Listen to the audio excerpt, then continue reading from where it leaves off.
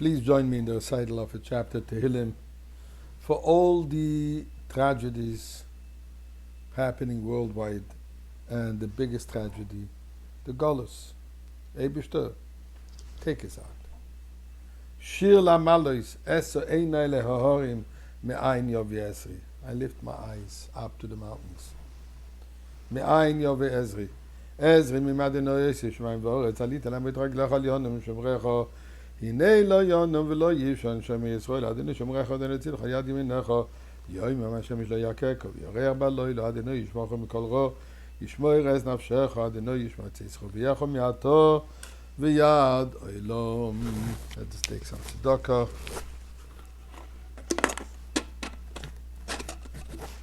And let me share with you I think a nice Dvar Torah. Not trying to brag, but it's a nice thought. Obviously, coming from the Rebbe in the Sikha, how can it not be a nice Torah?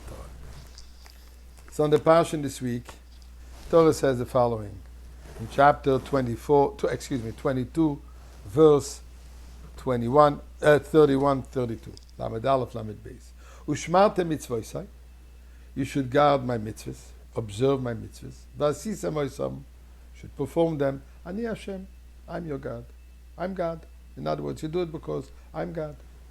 V'lo yisechalelu Hashem kodshi. You should not profane my holy name.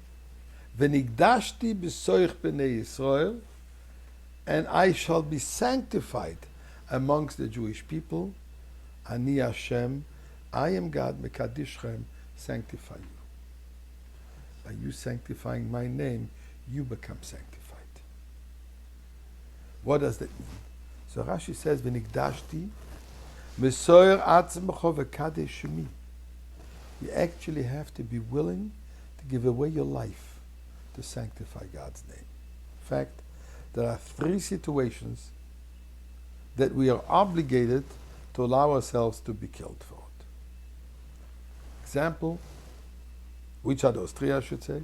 One is if a person is forced to worship idol with threat of endangering his life, he has to be willing to give away his life. Or if a person is being called upon to kill somebody else, an innocent individual, to save his own life. Says the Torah, your blood is not any more precious than somebody else's blood, and you can't do that. Finally, when you're being forced to have an incestual relationship, says the Torah, allow yourself, give your life away, and do not commit these acts. Any other commandment, we are not obligated to give away our lives. Many people did, but this is the biblical command. Now we have a concept, and we say it every day in davening. Magid devorav liYaakov, chukov mishpatov liYisrael. That God is commanding, sharing, saying His words to Yaakov, to the Jewish people. Chukov mishpatov liYisrael, His commandments, His ordinances, He tells it to the people. So our sages explain to mean over here that Marshu mitzav velasois hu oise. Whatever God is commanding us to do, He does Himself. In fact, the Gemara has a whole discussion. Tefillin the Mora alma ma'aksibbo. Inside the tefillin of God's tefillin, what parchments does it say in there? In other words, He tells us to put on tefillin. What does it say in His tefillin? So where is God fulfilling that mitzvah of sanctifying His name? Where is God giving up His life for the sake of a mitzvah? So the Rebbe points out a beautiful thought. We have the situation which is called a sota. Sota is if a husband suspects his wife of behaving inappropriately, having a relationship with another man. So he comes to the Beis Din. He has no witnesses, suspicion, based on some valid suspicions. The Beis Din will then call this woman and will tell her, look, we will make you drink a certain potion. If you committed a sin, this will be a death penalty. If you didn't commit anything wrong, this will be for your blessing, for you to choose if you want to drink it or not. If she chooses to drink, this potion will be prepared.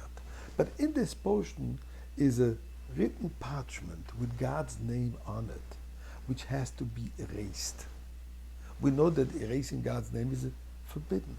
Says God, I prefer that my name should be erased as long as I can create peace and harmony in a home amongst husband and wife. So God says, erase my name.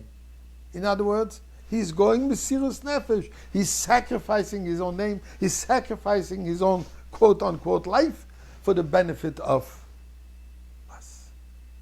This is God's love for us and the importance of peace and harmony in the home. So, Eibishter, peace and harmony between you and us through Mashiach.